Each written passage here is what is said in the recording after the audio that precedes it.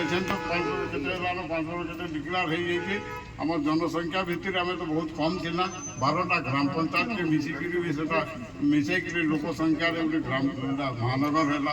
କିନ୍ତୁ ମହାନଗରରେ ଆମେ ରହିଲା ଲେଖି ଆମକୁ ଲାଗୁଛି କାଏଁ ଏନେ ଦେଖବ ଯେନ୍ ପଡ଼ାକେ ଦେଖବ ପାନିର ସମସ୍ୟା ଅଛେ, ଯେନ୍ ପଡ଼ାକେ ବିଜୁଳିର ସମସ୍ୟା ଅଛେ, ଯେନ୍କେ ଯିବ ରାସ୍ତାର ସମସ୍ୟା। ଆଉ ବିଜୁଳି ଯାହା ତ ଯାହା ହଉ ଭାରତ ଆମର ଓଡ଼ିଶା ସରକାରର ହାତ ଥିଲା ଯାହା ହଉ କିନ୍ତୁ ଏଇଟା ଗୋଟେ ଅପାରଗତା ସରକାର ଆଇଲା କି ଚଲଲା ଏଇଟା ତ କାହାକେ ବି ଦୋଷ ନାଇଁ ଦିଏ। ସେଟା ବୋଲେ ସରକାର ଚଲେଇ ନାଇଁ ପାରଲା ସେ ବିଜୁଳି। ଅଭିନନ୍ଦନ ଜଣାଉଛି ଆମ ସାଙ୍ଗରେ ଉପସ୍ଥିତ ଅଛନ୍ ଯିଏକି ଆମର ବିଧାନସଭା ପ୍ରାର୍ଥୀ ଦୁର୍ଗା ପ୍ରସାଦ ପାଢ଼ୀ ସାର୍ ଆମର କଥା ଶୁଣିକିରି ଆମର ଜାଗାରେ ଆସିକି ଆମମାନଙ୍କୁ କିଛି ଆମେ ଯେନ୍ତା ଆମ ଯେନ୍ ଏରିଆରେ ଯେନ୍ ସବୁଗୁଡ଼ା ଅସୁବିଧା ରହିଛି ସେଗୁଡ଼ାକୁ ଟିକେ ଆମେ ଆଶା କରୁଛୁଁ। ଯେହେତୁ ଏତେ ବର୍ଷ ଶାସନ କଲା 25 ବର୍ଷ ଯେନ୍ ସରକାର ଶାସନ କଲା ସେ ଅନ୍ୟମାନଙ୍କର ହାତ ଆଙ୍ଗଲାରେ କାମ କରିଛେ। ସେ କାଞ୍ଚ ଭିତରେ ରହୁଛେ, ସେ କେନ୍ ଭିତରେ ରହୁଛେ କେହି ଦେଖି ନାଇଁ ପାରବା।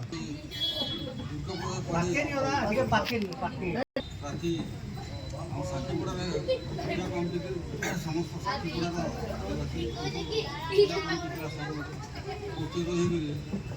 ଆଜି ସ୍ୱାଗତ କଲେ